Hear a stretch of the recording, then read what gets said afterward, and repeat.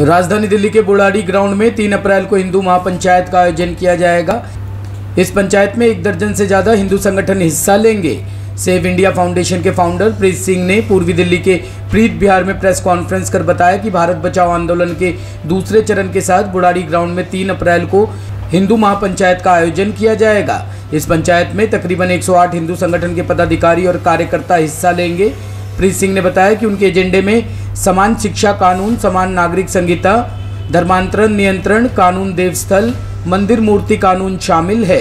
इन सभी कानूनों की मांग को लेकर भारत बचाओ आंदोलन के प्रथम चरण में 8 सितंबर 2021 को जंतर मंतर पर आंदोलन किया गया था। अब द्वितीय चरण में हिंदू महापंचायत का आयोजन किया जाएगा, जिसमें 108 हिंदू संगठन से जुड़े लोगों के अलावा हजारों की संख्या में जागरूक हिंदू शामिल होंगे। भारत बचाओ आंदोलन के प्रथम चरण का आयोजन किया था, जिसमें हमने 5 कानूनों की मांग की थी और उसी भारत बचाओ आंदोलन के दूसरे चरण में हम 3 अप्रैल सुबह 10 बजे हिंदू महापंचायत का आयोजन कर रहे हैं। कहाँ पर कर रहे हैं? कहाँ के लोगों को बुलाने की, आने की अपील की गई है? हमने पूरे देश के 108 हिंदू संगठनों से आह्वान किया है और देश के सभी जागरूक हिंदुओं का से हमने संपर्क किया है, उनसे आह्वान किया है कि 3 अप्रैल सुबह 10 बजे वो बुढ़ाड़ी ग्राउंड में हिंदू महापंचायत में भाग लें। जो भारत बचाओ आंदोलन है, क्या भारत अभी बचा नहीं है जो भारत बचाओ आंदोलन चला रहा है? सर, मैं आपकी जानकारी के लिए बता दूं कि जो लूट मोहम्मद बिन कासिम ने की, मोहम्मद गौरी ने की, मोहम्मद गजनवी ने की, जहांगीर ने की, बाबर ने की, तैमूर ने की, उसके बाद अंग्रेज़ों ने की, उसके बाद भी वो लूट जारी है। इस देश में आज भी मंदिरों पर सरकारी नियंत्रण है और वो लूट जो की त्यों आज भी जारी है। तो आपका क्या कहना है, मतलब मंदिरों से जो सरकारी नियंत्रण, हम 5 कानूनों की मांग कर रहे हैं, जिन 5 कानूनों में जो हमारी 5वीं मांग है वो देवस्थान मंदिर मुक्ति की है।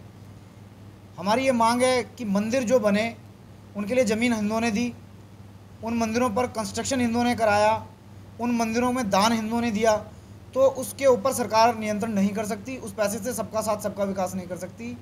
वो पैसा हमारे हिंदू समाज की विभिन्न जातियों के गरीब तबके के जीवन को ऊपर उठाने के ऊपर खर्च होना चाहिए। उस पैसे से उन लोगों का जीवन स्तर ऊपर उठाना चाहिए, उनकी शिक्षा पर, उनकी चिकित्सा पर, उनके जीवन यापन पर, उनकी आवास योजनाओं पर वो पैसा खर्च हो, ताकि वे अपना धर्म छोड़कर धर्मांतरण करने पर मजबूर ना हो। आपके हिसाब से मौजूदा हालात में वो पैसा कहाँ खर्च हो रहा है?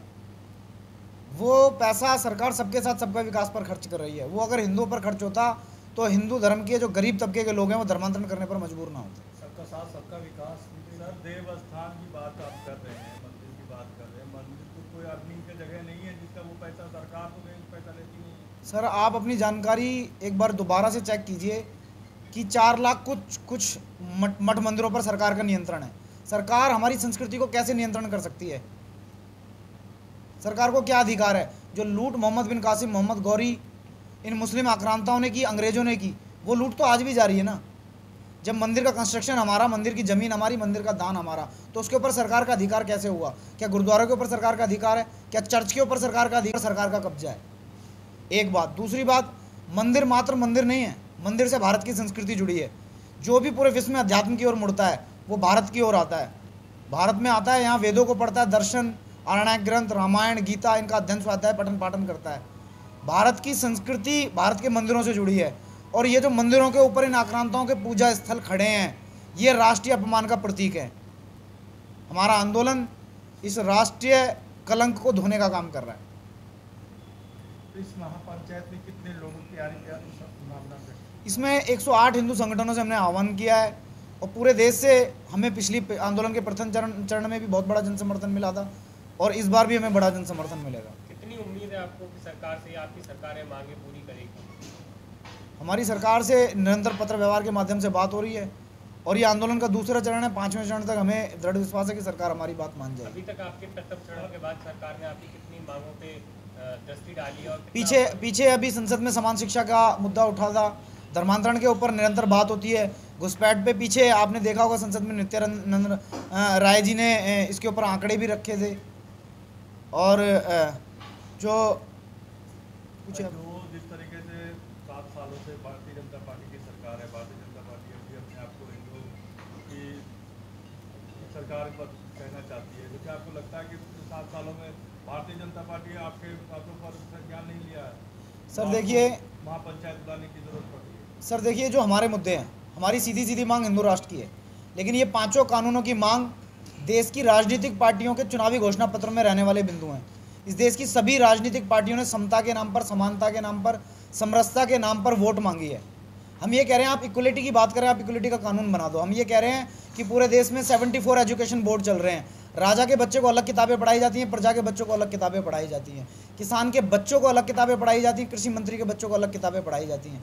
इस देश में पूंजीपति बड़े बड़े सेलिब्रिटीज़ के बच्चों को किताबें अलग पढ़ाई जाती हैं।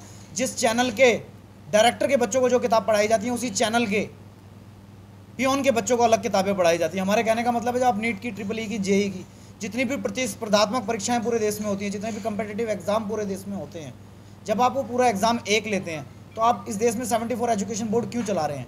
उन 74 एजुकेशन बोर्ड चलाने का क्या मतलब है? जब आप परीक्षा एक लेते हैं, आप एकता की बात करते हैं, अखंडता की बात करते हैं, समान राइट्स की, आपने राइट टू एजुकेशन तो दे दिया, लेकिन राइट टू इक्वल एजुकेशन नहीं दिया। तो पूरे देश में एक पाठ्यक्रम लागू हो, एक देश एक शिक्षा बोर्ड लागू हो, एक पाठ्यक्रम लागू हो, ये हमारी मांग है। सर, महापंचायत के बाद भी अगर आपकी मांगें पूरी नहीं होती है तो अगला कदम क्या होगा? इसके बाद हमारा तीसरा चरण है, तीसरे चरण के बाद चौथा चरण, और 5वें चरण में या तो सरकार मांगेगी या फिर हम बलिदान देंगे।